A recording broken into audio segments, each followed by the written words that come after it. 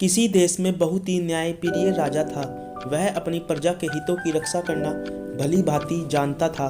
उसने अनेक गुप्तचरों को नियुक्त कर रखा था जो देश के लोगों के हालत की सही जानकारी दे सके। राजा को फिर भी पूरी तसल्ली नहीं होती थी।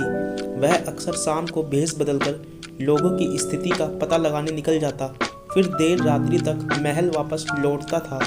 एक दिन एक गली में कुछ डकैतों को उसने डकैती की योजना बनाते देखा। राजा का खून खोल उठा कि उसके देश में चोर लुटेरे भी रहते हैं। राजा ने उन डाकुओं को ललकारा तो डाकू राजा के ऊपर झपट पड़े। राजा उनसे लड़ाई लड़ ही रहा था कि 4-5 युवक उधर से आ निकले। उन युवकों ने एक अकेले व्यक्ति को लुटेरों से लड़ाई करते देखा तो तुरंत उसे बचा लिया और डाकुओं पर टूट पड़े। डाकू घबरा कर भाग गए। युवकों ने राजा को पहचाना नहीं था। एक युवक बोला, क्षमा कीजिए, आपको इन डाकुओं से अकेले भिड़ना पड़ा। आप हमें बताइए कि आप कहाँ रहते हैं, हम आपको वहीं छोड़ देंगे। राजा ने कहा, नहीं नहीं, इसकी आवश्यकता नहीं है। आप जैसे योग्य युवक हमारे देश में रहते हैं तो मैं अकेला कहाँ हूँ, आप भी मेरे मित्र ही हैं। राजा कुछ देर बातें करता हुआ उनके साथ चल दिया और बातों बातों में उन लड़कों का नाम पता आदि पूछ लिया। वे सभी अलग स्थानों पर रहते थे। कुछ दूर तक सब साथ चलते रहे। फिर आधी रात हो जाने पर सब अपने अपने घर चले गए। राजा भी चुपचाप पिछले दरवाजे से राजमहल में जाकर सो गया। सुबह को राजा ने उठकर उन लड़कों को राज दरबार में आने का न्योता भेजा। वे सभी लड़के यह सुनकर बहुत हैरान हुए कि राजा ने उन्हें बुलाया है। उनमें से कुछ लड़के डर के मारे घबरा रहे थे कि कहीं उनसे अनजाने में कोई गलती हो गई है जिसकी उन्हें सजा मिलने वाली है। जब लड़के राजमहल में पहुंचे तो उन लड़कों को बैठक में बिठा दिया गया। कुछ देर बाद सिपाही अपने साथ लड़कों को राजा के सामने ले गए। सभी लड़के यह देखकर हैरान रह गए कि रात में डकैतों से टक्कर लेने वाला व्यक्ति और कोई नहीं बल्कि उस देश का राजा है। उन्होंने राजा को झुककर प्रणाम किया। राजा ने कहा, तुम मेरे मित्र हो, अतः तुम्हें प्रणाम नहीं मेरे गले से लगना चाहिए। सभी युवक राजा की बात सुनकर बहुत खुश हो गए। राजा ने उन 5 लड़कों को गले लगाते हुए कहा, तुम सभी मेरे मित्र हो। मैं चाहता हूँ कि तुम लोग अपनी अपनी एक इच्छा बताओ। यदि मेरे वश में हुआ तो मैं तुम्हारी इच्छा अवश्य पूरी करूँगा। वैसे जब कभी तुम्हें कोई चीज़ की आवश्यकता हो तो तुम मेरे पास आ सकते हो। राजा की बात सुनकर सभी एक दूसरे का चेहरा देखने लगे और सोचने लगे कि राजा से क्या मांगा जाए। एक लड़के ने कहा, मैं एक टूटी फूटी झोपड़ी में रहता हूँ, यदि हो सके तो आप उसकी मरम्मत करा दीजिए। राजा ने अपने मंत्री को आदेश दिया कि इस लड़के को एक बड़ा मकान तैयार कराकर दिया जाए। फिर राजा ने दूसरे लड़के से पूछा तो उसने कहा, मेरे घर की हालत बहुत ही खराब है, हम बहुत गरीब हैं। मुझे कुछ धन मिल जाता तो मेरे पिता और मैं कोई व्यवसाय शुरू कर देते। राजा ने आदेश दिया कि इस व्यक्ति को ढेर सारा धन दिया जाए ताकि यह अपना व्यापार जमा सके। तीसरे लड़के ने अपनी इच्छा इस प्रकार प्रकट की, मैं पढ़ा लिखा बेकार युवक हूँ। मेरे माता पिता चाहते हैं कि मैं नौकरी पर लग जाऊं ताकि कुछ कमा सकूं। मेरी आपसे प्रार्थना है कि आप मेरी नौकरी कहीं लगवा दीजिए। राजा ने उस लड़के को एक अच्छे पद पर नौकरी दिलवाने का आदेश दिया और वह लड़का खुश हो गया। अब चौथे लड़के की बारी थी। वह कुछ देर तक सोचता रहा कि राजा से क्या मांगूं। राजा ने कहा, प्रिय मित्र, तुम्हें जो कुछ चाहिए निसंकोच मांगो। यदि मेरे वश में हुआ तो अवश्य दिलवाने का प्रबंध करूंगा।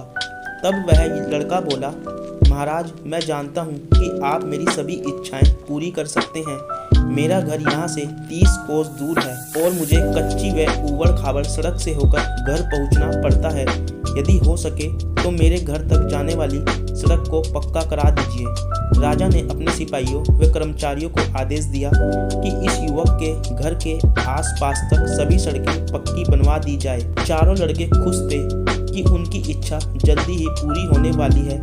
वे सोच रहे थे कि उनका 5वां मित्र तो सुंदर कन्या से विवाह कराने की प्रार्थना करेगा क्योंकि उसके माता पिता उसके लिए सुंदर व होशियार बहू की तलाश में हैं। तभी 5वें युवक ने राजा से कहा, महाराज, छोटा मुंह बड़ी बात ना समझे तो मैं आपसे एक निवेदन करना चाहता हूँ। राजा ने कहा, तुम्हें जो कुछ भी कहना हो निसंकोच कहो।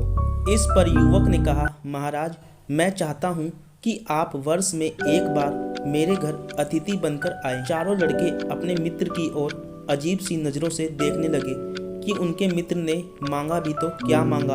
वे सोचने लगे कि आज इसकी अकल घास चरने गई जो इसने ऐसी बेतुकी इच्छा जाहिर की है। राजा लड़के की इच्छा सुनकर थोड़ा असमंजस में पड़ गए, चूँकि उन्होंने वादा किया था कि यदि उसके वश में होगा तो उसकी इच्छा अवश्य पूरी करेगा। अतः राजा ने उसकी इच्छा पूरी करने की स्वीकृति दे दी। सभी लड़के अपने अपने घर चले गए। कुछ दिन ऐसे ही बीत गए। चूँकि उस 5वें लड़के के यहाँ राजा को अतिथि बनकर जाना था, इस कारण उसके लिए एक बड़े और आलीशान मकान के निर्माण की तैयारी शुरू कर दी गई और उस युवक को उस आलीशान मकान में अपने परिवार के साथ रहने के लिए भेज दिया गया।